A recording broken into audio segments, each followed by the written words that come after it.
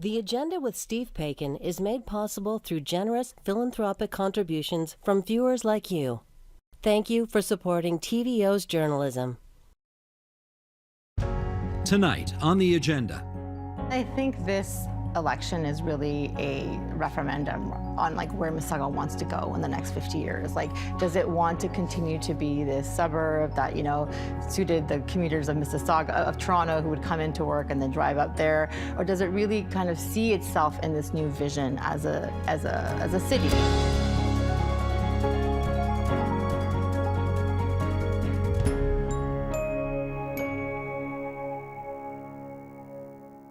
For much of the last half-century or so, many people have regarded Mississauga as that bedroom community next to Toronto.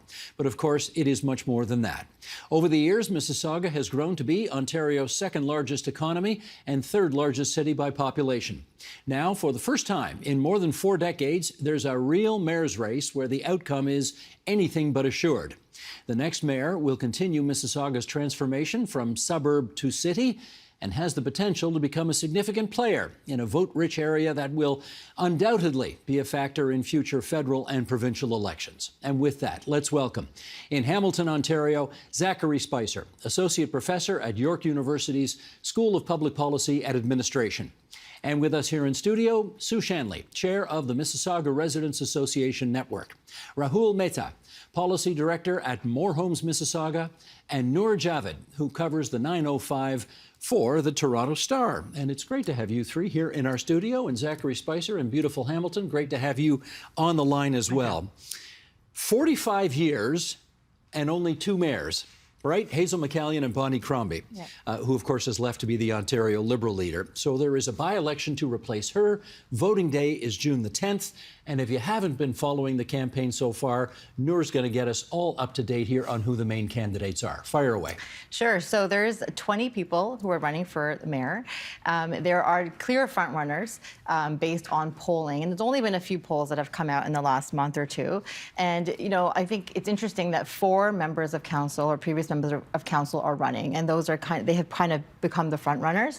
Out of those, and based on polling, Carolyn Parrish, who is I think household name for many in Canada, has had a clear lead in the polls, and a little bit behind her is Deepika Demirla, who's also well known in the Liberal MPP provincial circles, and Alvin Tedjo, who's a newbie on council, but he has also kind of been quite vocal on a lot of really progressive things, policies, and so he's been third. And Steve Dasko, who also is a councillor, has been kind of a close fourth, I guess you say. It's all very kind of, it's close pretty much at this point. So those are the 4 main front runners, but there is, 16 other candidates if people are looking for a different voice. Right, and just to follow up, Carolyn Parrish, people might know because she was a longtime Liberal member of Parliament. Right. Deepika Demirla was a member of the Ontario Legislature. Alvin Tedjo ran for the Ontario Liberal leadership against Stephen Del Duca. That was 2 contests ago. So those names may be familiar for that reason. Zachary, to you next. What do you think people are looking for in a mayor right now? Well, they're looking for policy positions for sure. Housing is top of mind, absolutely. So is affordability. But looking back at Mississauga's recent history, I think what they're really looking for is a champion for the city. The last 2 previous mayors have been very, very vocal champions, very prominent provincial actors as well. And so I think that voters are also trying to look for someone who will fit that image to a certain degree, along with the sort of issue alignment that is affecting the city right now. Sue, let me get you on that as well. What do you think people are looking for in their next mayor? I think they're going to be looking for somebody that can be a leader for the city and a voice of the residents. I think that's kind of been lacking. And we need to have somebody that can be strong. We've got a lot of challenges facing us. We've got the province that we're dealing with. Bill 23, Bill 112. We've got a lot of... No one knows what these numbers mean, so what are you talking about? So Bill 23 is the More Homes Built Faster, which means that the Ford government is mandating intensification in Mississauga. And some people like that and some people don't. Exactly. Mississauga has an official plan, and it's got local area plans. It's got planners, it's got specialists, and they've been spent years coming up with these plans, and to have them trumped by the province is not necessarily a very good thing. Okay, Rahul, how would you answer that question? I think there's going to be a real contrast here. You know, it's interesting for being in the city itself. You're seeing a lot of celebration where Mississauga is also happening to turn 50 right now. And yet more people are not so much celebrating, but asking themselves, will I have a future in the city? What does the next 50 mean to me? Because we know, having reached our kind of urban boundary, we're not going to be able to build or move in the same way we always have. So I think there's going to be this potential disconnect, this risk of your traditional voter, who is fairly well established here. We know the voter turnout is low. What are their issues in contrast to the existing population that's having trouble to stay here? How are they going to continue to live here? How are they continue to move here? Will there be that kind of contrast between maybe a traditional voter's argument of crime and low taxes, as opposed to, well, we actually have a lot of things we need to find money for that we don't have right now? You know, I remember, Sue, when you could buy a house in Mississauga for $100,000. What's the average price now? I believe the average price is about $800,000. No kidding. 800 grand for a house in Mississauga. Absolutely. Unbelievable. And again, that's one of the big problems. How do you keep seniors staying in place, aging in place, and how can young people afford to stay in Mississauga? Noor, I wonder if, you know, sometimes in these election campaigns, there's not a thimble's worth of difference among all the major candidates. How about in this one? Do they divert on any major issues in a major way?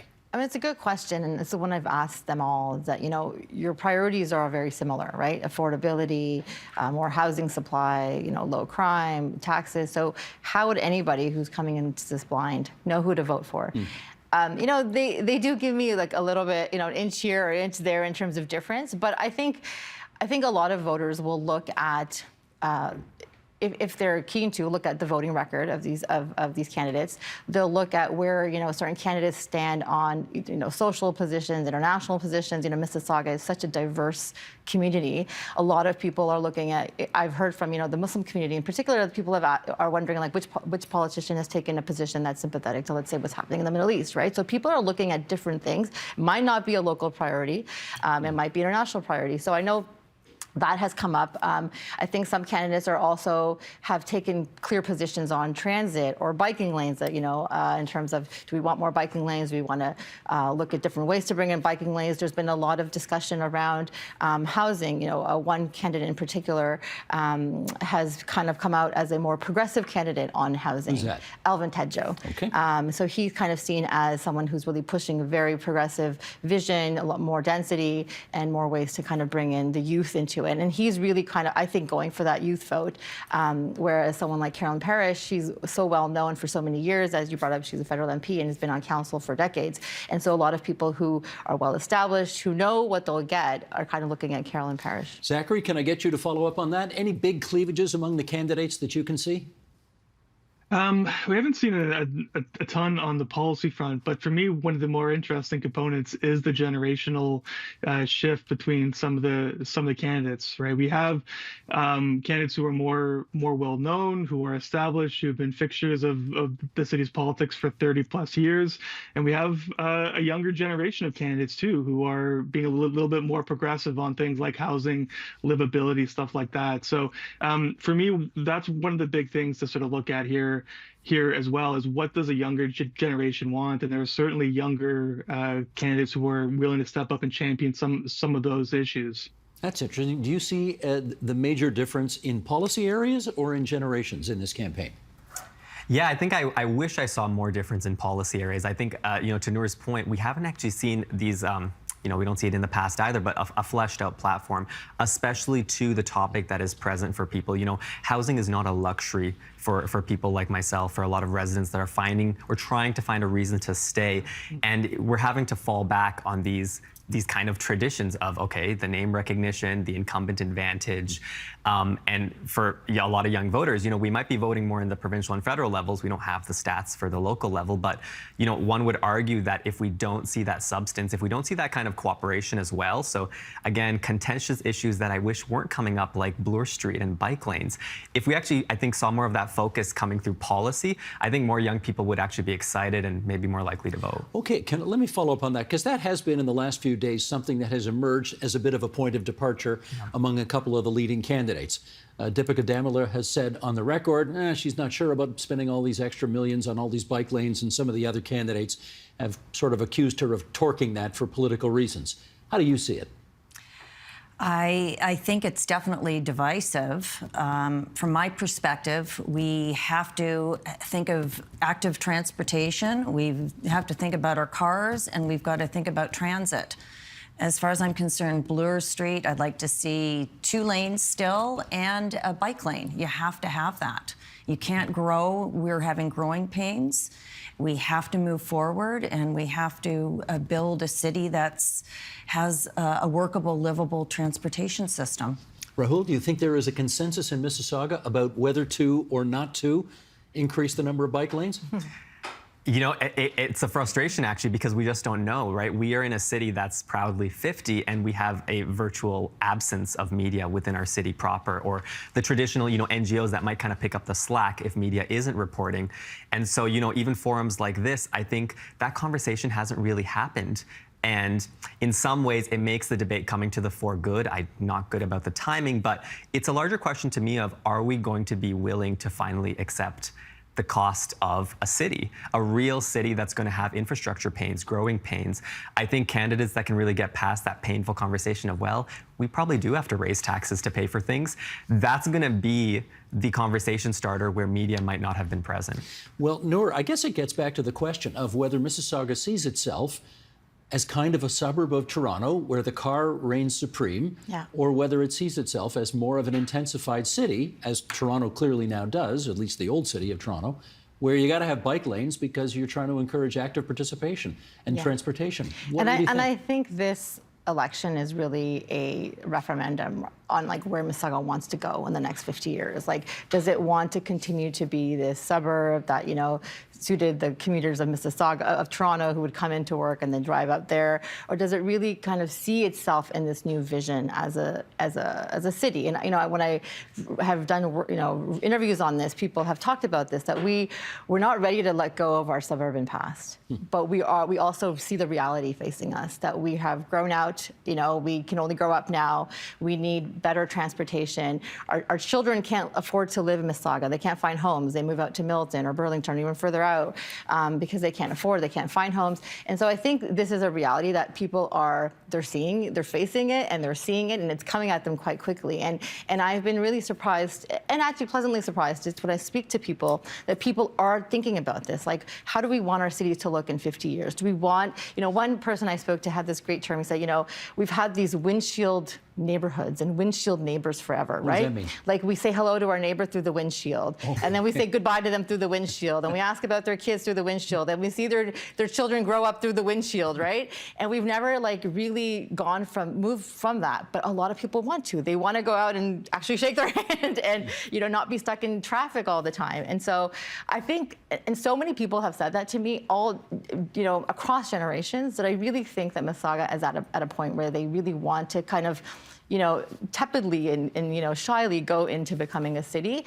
But like Rahul is saying, it's painful. It's not easy. Well, let me get Zachary on that as well. Zachary, do you know whether Mississauga wants to continue to feature that suburban lifestyle it has been well known for the past half century, or does it want to be a more intensified urban existence?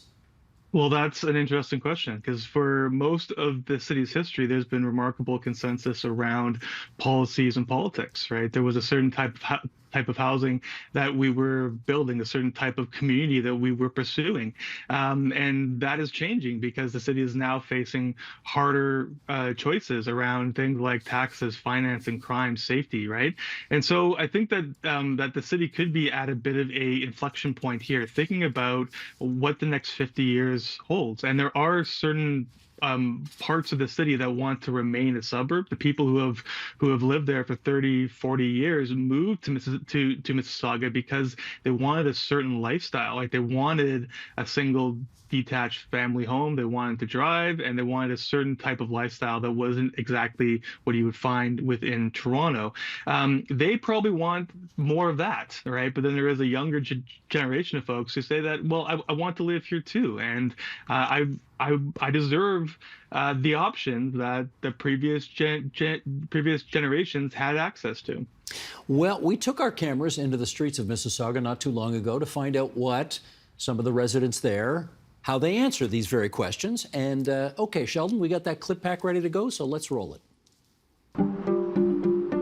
I'm here today in Mississauga to ask residents what is the most pressing issue for them in this upcoming election. We're moving back to Toronto because the rental prices in Mississauga have gotten so outrageous. The cost of living is shocking here. The rent's going up and up and up. Regulations on rent control. I moved here 2 years back and it was 1,800, now it's 2,400. My kids want to stay in Mississauga, the area that they grew up in, went to school in, but Mississauga may be too expensive.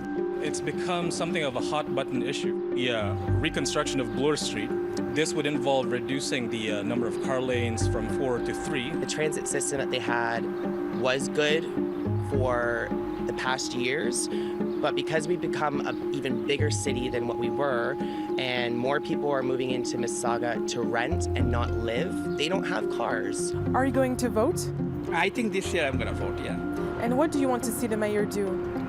Improve the transportation, like connectivity with downtown. More than 50% of my paycheck goes towards rent, so I'd really like whoever is going to be the mayor in the upcoming elections, like, to at least look into the housing market and just control it.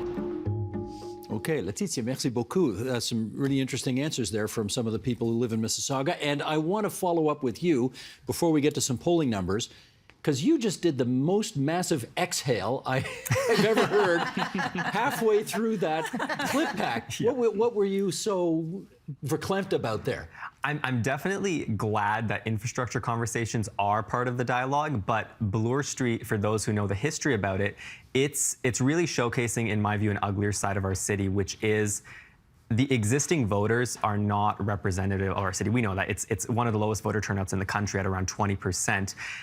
But they are feeling... That's during a regular election. Yeah. This is a by-election. And so, you know, could we have a Toronto moment where it actually goes up? But I'm really not so sure, because you see young people, you know, who can vote, often not voting, not feeling the issues resonating with them. So, not contention, let's just get it built. And then you see a lot of people, like some in the clip, you know, there's newcomers, there's people who can't vote. They don't feel a sense of agency in any place. You know, the consultations happen at a time of day they can't make it. They're working 2 jobs. They are either moving through our city, many people, whether they live here or not, or they're living here and trying to just survive. And I'm seeing a lot of these people, their issues are not being met.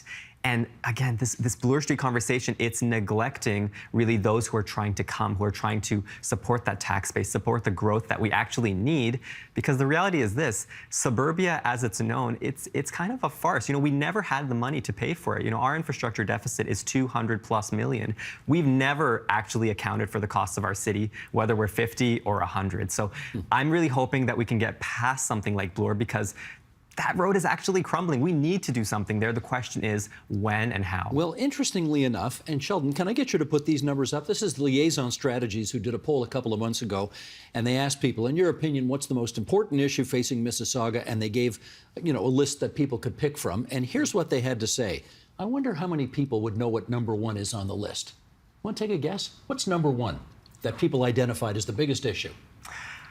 Crime. Taxes. Crime. You got it. Crime? Crime. 30%. We just saw it there. Crime. Affordable housing comes next at 25%. Then comes traffic at 16%, transit at 9%, inflation at 9%, homelessness at 3%. Do you not have homelessness in Mississauga? 3% is very low. Something else, 5%. 3% said they weren't sure. Okay, let's follow up on this. Noor, why would crime be something identified by almost 1 in 3 people in Mississauga? I think it's just something it's easy to understand. It's easy for people to understand crime. They're also seeing news coverage on crime, whether it's, you know, in their neighborhood or it's in Brampton or it's in, you know, Ontario at large, especially around car thefts is the big issue that when I was interviewing people on this, they said car thefts is something that they have seen on TV, they've read about, they've heard about, and now their neighbors are experiencing car theft, carjackings as well, as we're seeing across the province. So I think it's something that is just so easy to understand. I think if you were to ask 10 people, 8 of them will probably say, I'm worried about crime, you know? So I think that's one of the reasons why. And I think the people like Rahul has pointed out, a lot of people in Mississauga who have been there for a long time, they're not facing the housing issues, right? They're well established. They have homes, right? So that's why they would not identify it Exactly. as an issue. It's the people who are either newcomers to Mississauga, which there's a lot, or people who are young who are really facing and feeling that pinch on affordability in housing. Zachary, let me go to you on this, because Mississauga, strangely enough, I'm from Hamilton. I can remember driving into Toronto all the time and seeing the population of Mississauga constantly, inexorably go up and up and up and up on those signs as you drive in. But there actually was a little population decline in the last couple of censuses. That's the only major city in Canada where that's happened. Any idea why?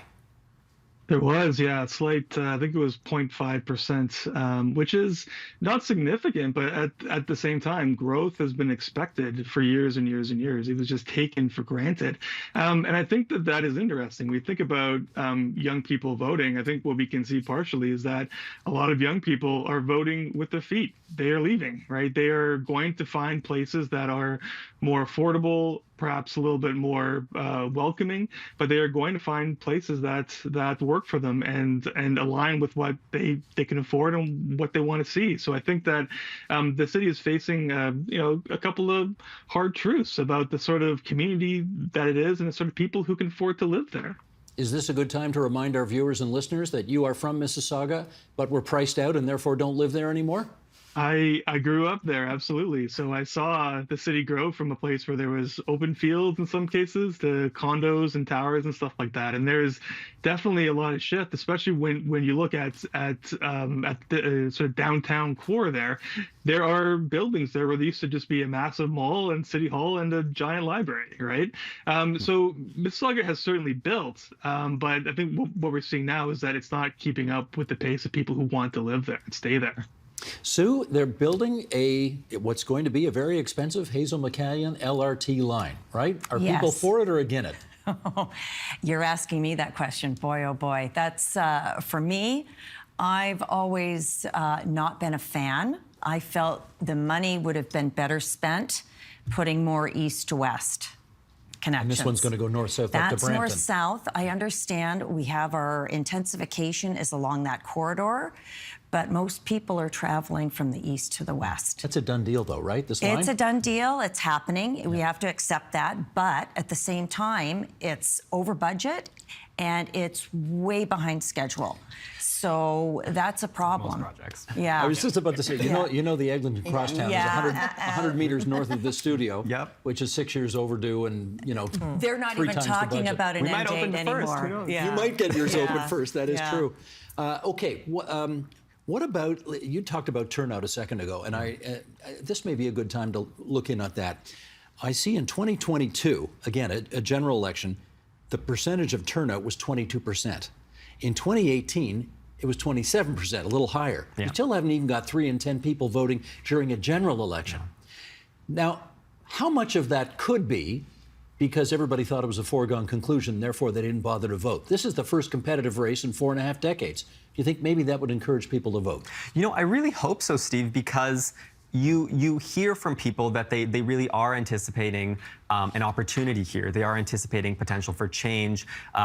Really a rethink of how we grow our city, which, the irony of Huron, Ontario, for example, is, why did we have to have an intensification corridor? Well, because most of our city, about 2/3 to 3/4, is zoned for just single-family homes. And that hasn't changed even with what became contentious fourplexes, right? The hot button issues have become these small just dips into city building rather than what we need, which is kind of a far-reaching city building exercise. And it's going to start from the bottom.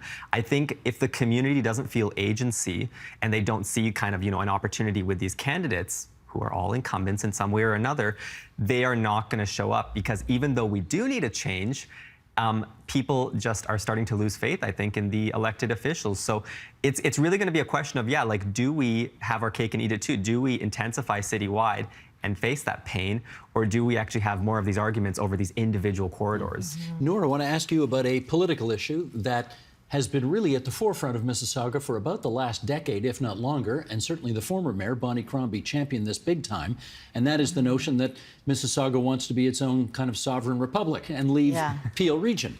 Now, she successfully prosecuted that case with the provincial government, and Doug Ford even promised Hazel McCallion on her deathbed that he would do it, and then he took it back. Right. Are any of the major candidates for mayor championing this issue right now, or is it a dead letter? It's a dead letter. Yeah. It is. I don't think, it hasn't come up at all in this current debate or discussion. I think people are just trying to move on. I think they are realizing, though, that, the province has a lot of control of a lot of issues, and I think that is one thing that's coming up quite a bit. Even with crime, right? I mean, so many people in Mississauga are concerned about crime, but is crime really in the jurisdiction of a mayor? No, it's not. There's only so much a mayor can do to make a safe community. So I think the mayor sits on the police commission, though, right? They do, but in yeah. terms of like, I guess, addressing like carjackings or car thefts, like it's not really a municipal issue in other than, I guess you're right, that there is that connection with the police. But my point is to say that I think what has come across and very clear is that the province runs and controls so much of how Mississauga will grow and the future of Mississauga. And I think that has become very clear. And there are certain candidates like, Deepika Demirla, who has brought this up quite a bit, that we need to get Mississauga the same respect that Toronto has, both provincially and federally. We're this huge economy. We're this very, large city. We bring in so much, benefit to the province, and we should be recognized both in terms of getting funding for our social programs and other, infrastructure programs to the extent that Toronto does, right? I mean, Mississauga and Peel is really on the forefront, for example, on the refugee crisis, right? And they just really haven't got that same amount of, I think, support that I also see it in terms of, Mississauga deserves, perhaps, this is what the candidates are saying. Well, the most massive economic hub, of course, is the airport. People forget that, Toronto. It's called Toronto Pearson Airport, but it's in Mississauga. Zachary, I should follow up with you on that issue of that we were just talking about here, the notion of Mississauga separating from Peel Region. Any possibility that that's going to turn into some kind of issue, despite the fact the province has turned thumbs down on it? Not right now, I don't think. But with that said, I don't think Mississauga is done pursuing that. And I think what we could see is the next mayor making that case again at some point down the road. I think what the province has signaled quite clearly is that it's not happening right now. With that said, the next premier could potentially be Bonnie Crombie, who was certainly a champion of this particular idea. So I don't think we're sort of out of the woods of experiencing this particular issue. It's just may play out more at the provincial level down the road a bit more. Okay. With just a couple of minutes left here, I want to put one more issue on the table, and that is there was actually a bit of a sparky exchange a few days ago when Carolyn Parrish, according to the polls, the leading candidate to win the mayoralty, announced that she wasn't going to participate in any more debates. She was dropping out, she said, because she was getting too much harassment, online harassment about certain issues. What do you think about that? Is that going to, do you see that as playing a role in the outcome of this thing? I do. I think it's unfortunate. I think it's unfortunate that she had harassment, but at the same time, I think it's important that as a candidate, you have to be out there, you have to be doing the debates. And if she's not doing these debates, she has to be knocking on those doors and being visible. Lack of community engagement is part of the problem in Mississauga. If we're going to get that vote above 20%, you've got to be out there knocking on doors. Yeah, I mean, Rahul, she was criticized for sort of running a peekaboo frontrunners campaign. Yeah, sure, you want to drop out because you're in first place and you don't want to have anything potentially go wrong during a debate that might cost you the election. How are people reacting, in your judgment, to the fact that she's not going to participate anymore? I think some people are not surprised. For example, it is known that members of council, including former councillor Parrish, do block people on social media, which has been frowned upon. I'm definitely fully aware of that on certain topics, let's just say. Have you been blocked by her? I have been blocked, yes. So what did you do, Ro? What did you do? Believe it or not, it was about cycling. So it comes full circle here.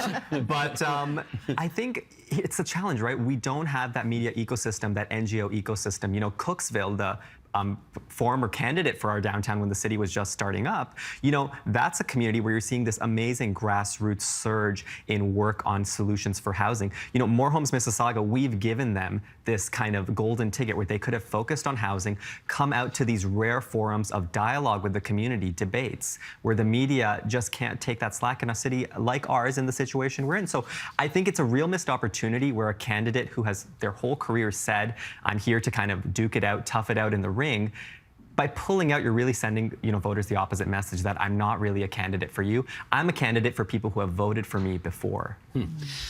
Zachary, maybe I can get you to comment on this aspect of it. You know, we're in the, well, how much time we got here? About a week and a half, maybe a little more, a couple of weeks until Election Day. June 10th is the by-election date.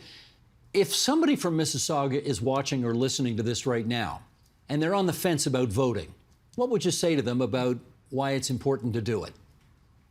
Well, I would say that we haven't seen a lot of regime change, so to speak, over the last decades, right? So you've had, like you mentioned earlier, 2 mayors in 45 years. Mississauga likes incumbents. So whoever is elected this time could very well be reelected next time and reelected next time after that, right? So I would say there is an opportunity here to select the mayor, not just for the continuation of Bonnie Crombie's term, but perhaps for the next couple of election cycles. So it is, I think, quite important. So if you're not sure who you're going to be voting for, visit the websites, call the campaigns, get in touch with them, figure it out, because I think it is quite important, even though, as we discussed, voter turnout, I think, is going to be quite low, but I think it's important that everyone votes.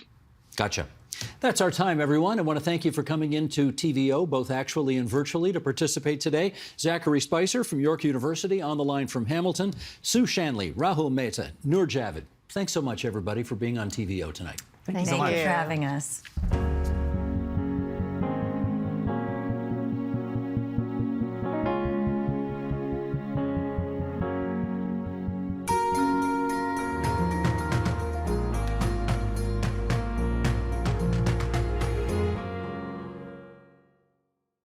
What does it mean to be a black boy in Ontario schools these days? Matthew R. Morris writes about race, identity, and belonging from his point of view as a product of the school system and now as an educator within it. Yeah. Let's go. Being raised by a white Canadian mom and a Jamaican immigrant dad, when did you start thinking about race? I started thinking about race probably around grade 6 or grade 7, around the age of 12. And the reason why is because, you know, when I grew up, it was the mid 90s when I really started to come to an understanding of what being a boy meant and what being popular meant and what fitting in meant.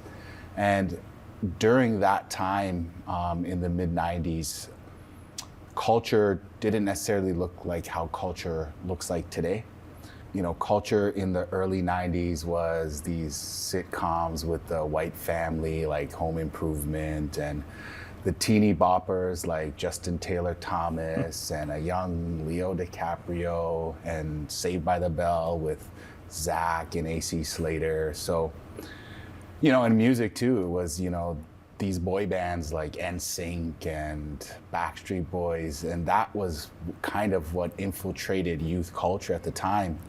And I think, like all youth, you're trying to emulate what you see from the outside world, and at that time, that type of culture was so dominant. And I kind of wanted to fashion myself like those teeny bopper boys, so I tried to grow out my hair. And when I grew my hair out, it kind of grew like a cloud to the sky. And it didn't matter how much mousse or gel or dippity-doo that my mom went to Shoppers Drug Mart and bought. By like 10:30 in the morning, you know, it dried up and my hair just expanded from it. And that was the first time I came to the realization that, you know, different identities are kind of demarcated by race. And it was, for me, this notion of understanding that, oh, I don't necessarily belong to this inside culture, this at the time, this white culture, which was synonymous with pop culture at the time, and it led me to understand that yeah, I'm a black boy. Well, let's talk about that. You're a teacher now, but when you were in school, when you were in this school, what did you notice about black boys like you? Yeah, so I'll continue down the journey, right? So very quickly after that time, when I started to get a little bit older and transition into middle school, like where we are right now, the demographic actually shifted. And at the time, I was born and raised in Scarborough, Ontario. And in the early 90s, the demographic was still predominantly white. But over that decade in the 90s, the demographic in the East End of Toronto started to change drastically, right? It became very diverse in terms of the communities that started to move in here. A lot of black bodies, a lot of brown bodies, a lot of Asian bodies. And with that also came this transition in culture where, all of a sudden hip hop started to emerge and become a very mainstream popular form of culture. And with that came, the prominence of the NBA and its kind of height with, Michael Jordan and then later on Allen Iverson and Vince Carter. So what I started to identify with was this idea of hip hop culture and, shows like I mentioned, Home Improvement, which were predominant, started to become replaced by these television shows like The Fresh Prince of Bel-Air and Martin. So for me, I started to, again, wanting to belong, fashion myself to this aesthetic and identity that I started to actually have interest in, right? I was interested in sports. I delved into hip hop music and, I really found myself reflected in some of the artists and songs that I heard on the radio or in my Panasonic CD player. So for me, that started to shift in terms of me no longer wanting to grow out and gel my hair, but maybe grow out and get braids or maybe have a fade with a part in my hair. And hopefully one day, maybe look aesthetically more like the older black men who I aspire to be like. All right, I want to pick up on that. You write about these perceived successful roles for black boys in being limited to, music and sports, and a journey that you took yourself when you decided to pursue, not baseball, we won't judge you for that, but football. What can you tell us a little bit about that in terms of, that's something that you saw yourself, this is the role that life and society are kind of telling me to go into that direction, and you did go in that direction and ultimately turned differently, but what was that kind of growing up?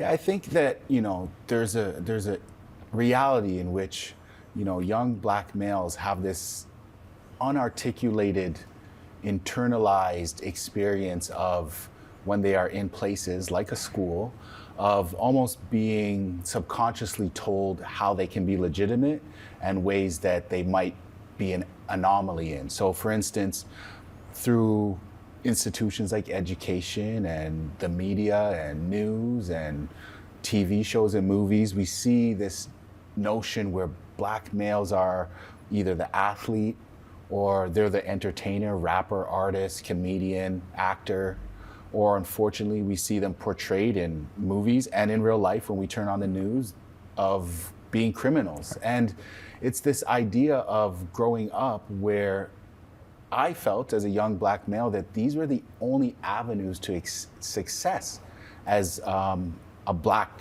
adult, black male adult. So for me, I pursued this path towards athletics because not only did I enjoy athletics, but it was almost this idea of a self-fulfilling prophecy where, I won races at recess and I was decently athletic when we played volleyball in gym or played floor hockey outside in the winter time or, started to play basketball when the Toronto Raptors came to Canada. But it was almost subconscious in the way that my teachers would validate me like that. They would push me and congratulate me for doing well at a track meet, where it wasn't like I was getting C's and D's. I was getting good grades in grade 4, grade 5, middle school, and into high school. But when I was getting those good grades, it was almost like I was treated like an anomaly. So I'll give you an example. I remember a few times actually early on in my high school career, maybe grade 9, when I would get a test back and a teacher would ask me questions from the test. And when I got home, I would reflect on that experience and I would ask myself, why did that teacher ask me to reiterate a question that was on the test? And I would think and wonder if she asked anybody else, and she didn't. And then it was like this understanding that, oh, she was testing me to see if I cheated and to see if I actually remembered what the content was on the test. And she didn't say anything. It wasn't this, explicit, oh, I think you're less than, I don't believe that you're academically inclined, but it's these subtle markers of unexpected, subtle racism. And I do use the word racism where it's being pigeonholed and stereotyped.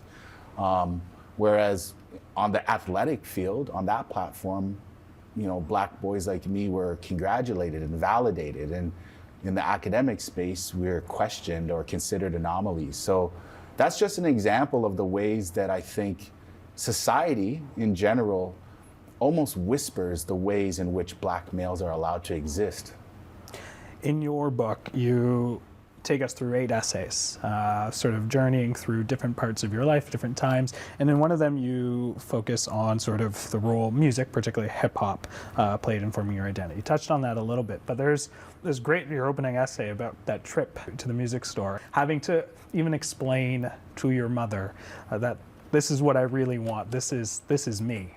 Yeah. Tell me a little bit about that. Yeah, I remember that like it was yesterday, right? And this was a time where hip hop was becoming mainstream, right? And I remember that experience that I write about in the essay on music and on hip hop. My mom took me to Sunrise Records at Cedar Bay Mall in Scarborough right before my 9th birthday. I was going into the 3rd or 4th grade, and this guy was like the biggest, most baddest guy that's came out, and his name was Snoop Dogg, and he had this debut record, this debut album. I'm not gonna tell you what the title is for the sake of the viewers, but let's just say it was explicit in a way that a 9-year-old wouldn't even understand. Right. And my mother, when I gave her the tape, she was like, yeah, I don't know if I want to buy you this, and she was mentioning Mariah Carey and Toni Braxton and, all these other people that she thought that I should consider. And I was just telling her, like, no, I need this. Like, I literally need this. And, in the book, there's a through line that exists between my relationship with my mother that I think is important, right? It's the idea of, I'm a Black male. The world sees me as a Black male. And, my mother is a first-generation Canadian white woman, right? And her ability to not gatekeep my Blackness, not impede on my experiences in terms of what it was that I wanted to experience, in terms of my identity and how I wanted to belong and fit in and represent myself. That there was a prime example that I think was important to share. The story alone of, the idea of how hip-hop infiltrates our identity and our ways in which we make meaning of ourselves. All right. Throughout high school and into college, football was life. You went into the States on a scholarship to a couple of colleges there, but now you work as an educator. And I'm curious if you can walk me through that journey from these classrooms as a student and now as a teacher. Well, this place to me is it's a safe haven, so to speak. Well, right there, we got 2016, 2017. Yeah. That's you. Yeah. Looking a little younger. Well, if we want to go even younger, we can. 98, 99, where are we? Yeah, we're right. Where are we? We're right here. Oh, things have changed. Things have changed a lot, my friend. That is a few chapters ago in my life. How does it feel, graduating and then also being able to teach at this school? I used to, when I taught here, at the end of the first week, I would always bring my class. I actually taught in that classroom, and I'd walk my class out here on the Friday at the end of the first week and I'd get them to find me and then kind of tell them that, they could talk to me. I've literally been in their shoes, so whatever they're going through, I've literally went through it because I grew up in this area. But yeah, no, I'm proud to, be a son of Scarborough and gone here and then full circle come back and work in the same community that I grew up in. How did that even, because that wasn't on your radar? No, it wasn't at all. If you had told me in the 11th grade at 16 years old that I would end up becoming a teacher and leading a career in education, I would ask you what you had for with your lunch. Yeah, and it for me, I always wanted to have a career in athletics, obviously preferably playing, but even as a sports agent or something in sports management, again, it aligned with this idea of how Black males are allowed to exist. And I led towards that pathway up until the point where I had an injury that actually forced me to sit and consider what it was that I wanted to do with my life. I had to get surgery on my shoulder, and at that time was the first time in my life that I came to the realization that I wasn't going to make the NFL and be a millionaire and live this lavish lifestyle. And upon that, I asked myself, if money wasn't necessarily a priority, what would I do with my days? And the answer when I reflected was, I would love to go back to my old high school and just coach the football team. Still aligned with sports, right, but now tethered to education. And when I applied and got into the faculty of education, a lot of what we did was reflecting on our educational experiences. And that was the first time that I actually reflected on my experience with education as a Black male. And when I started to reflect, I realized that a lot of my friends, a lot of my family members were impeded by the school system. So that for me started a trajectory to want to get into education and shatter some of the stereotypes. I originally wanted to get into education and become a phys ed teacher and a football coach, but I have a double major in history and English. So I wanted to show up as the teacher who came to an elementary school and taught kids English and taught kids history and look like this in a way to hopefully help the next generation of Black boys understand that you don't have to look and exist a certain way to lead a certain lifestyle. I would say to that response, the younger you would have said, "Oh, but you're sounding like Carlton." How do you feel reflecting back on that? And sort of, would you poke fun at yourself and be like, "Oh"? That is a great question. The younger me would say to me that I sound like Carlton. You know what I would tell the younger me? There's nothing wrong with that, because Blackness and Black people don't exist in singularity. And I can be Carlton and also be Will Smith. And just because I sound like Carlton doesn't negate anything from my Blackness. And in fact, I've worked hard to sound like Carlton. I went to school and earned degrees to sound like Carlton. And I could sound like Carlton or I could sound like Will. And there's days where I look like Carlton or look like Will. And that doesn't negate from anything about my authenticity or my identity. Because being Black, just like all other races and identities, exist within a continuum. I think that's a good message to tell young Black people, that it is okay to be authentic to yourself and represent yourself the way that you want. And just because you look a certain way and the outside world may perceive you a certain way, that doesn't necessarily mean you have to be rigid with those stereotypes that box you in. I think that's part of the purpose, on shattering the stereotypes, looking like this and talking like Carlton. I think that's kind of cool, to be honest. You talk about in your book these subtle and not so subtle incidences of racism. Do you think about those things when you are in the actual classroom talking to your students, and how does that impact your teaching style? Like, I have to be careful in sort of how I work with Black students in my classroom, making sure that they do feel seen.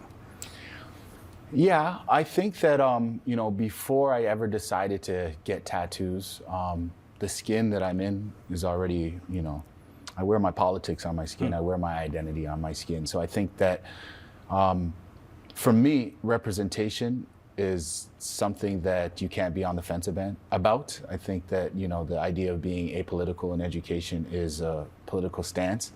And when we look at what exists in education over the last going on 4 decades at this point, there's clearly still empirical data that suggests that there's a gap between black students, namely black boys, and everybody else.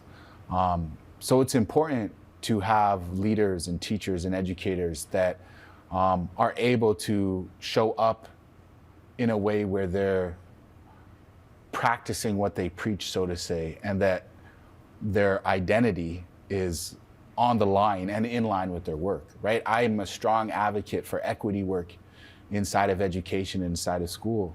And every time I show up to do the work, I'm literally and figuratively showing up to do the work. I think also when it comes to representation, I believe in two things. The first thing I believe in is transparency. When you put students first and you are transparent about that, that is equity work. And the second thing that I believe in is being authentic, trying your best and being humble, yet confident enough to show up as your authentic self. We should be doing that in society on a regular basis, but it's very important to do that in education. It's important to show up as your authentic self. I imagine you will agree with me in that it's also representation in the books that we read, in the curriculum that we have.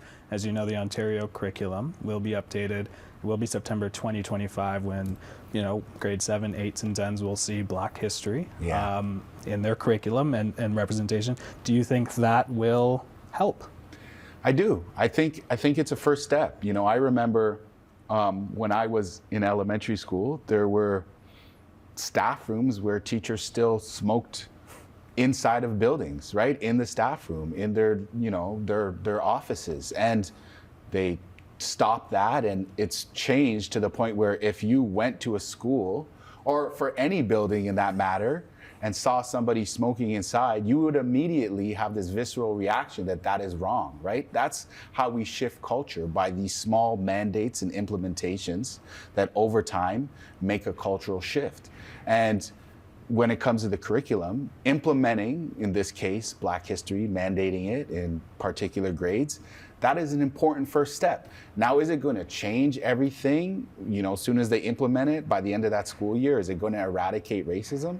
Of course not. But it's a first step to try and attempt to change the culture of education and to prioritize equity and to validate the Black experience, which is important. So I do think it's an important first step. All right, let's talk family. You're quite raw in sort of the stories that you share. Your cousin who was in Detroit was murdered. You talk about your brother who went to prison for quite a while. Yeah. Did you ever feel, even through reflecting on this book, that your life was falling into a stereotype?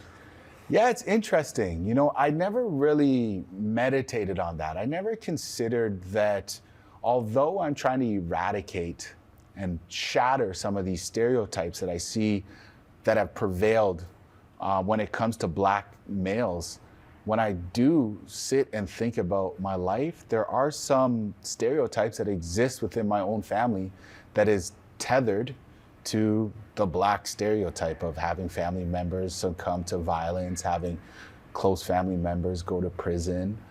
But that's part of the story, again, right? It's important to not fabricate and share a story that isn't my story. This is my story, and it's important for me to speak about it, not from the outside looking in as some type of expert on the Black experience, or from the inside looking out as some type of weatherman who's trying to give answers and predict the future.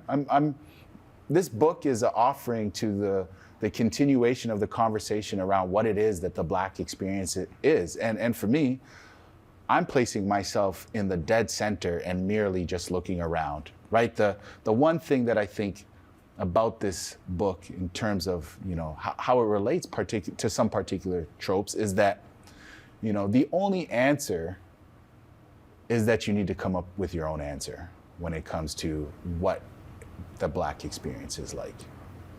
All right, I want to talk about your mom. You lost your mom to cancer, and you talk about a very powerful chapter about losing her. But you also talk about sort of your relationship throughout the book about it. And there's this one point where your mom asks you, She's reviewing your writing. She was a masterful copy editor, from what I understand. Yep. And she asked you why you only write about being black, because you are of mixed race. You're half white, half black. And she was kind of, what was your answer to that? Yeah, I remember that so vividly. It was, I was, well into university at this point, and essay after essay was, focused on my experience within schools and the experience of, navigating schools as a black male. And my mother asked me why it is that I'm always writing about being black. And she said, you're half white too, right? And I answered her and said, yeah, I know that, but the world sees me as black. They don't see me as this complex concoction of multiple identities. And the conversation that we had was around her sharing that she understood my experience, and me sharing with her that it was important for her to know that by me writing about being black, I wasn't denying her existence in my life. And that message is the message that I'm trying to get through within this book as I highlight my relationship with my mother. Oftentimes we look at race as this, pardon the pun, black and white dichotomy of, rigid lines. And the conversation about my mother saying, yeah, you're also half white, was her trying to liberate my personhood.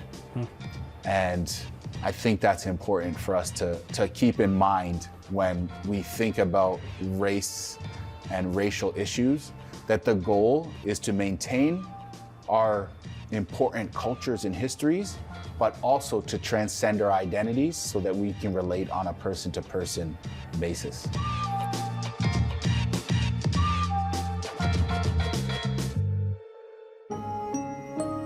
The agenda is always on. To catch up on conversations from this week or any week, visit our website, tvo.org/theagenda, or our YouTube page at youtube.com/theagenda. It's all there for whenever you want to watch. Tomorrow on The Agenda. This thing about Canadian women writers is becoming a real thing. We can now talk about it. This is a country that has produced and is producing a large number of women writers. And Alice was, to me, a leading edge of that. That's coming up on The Agenda.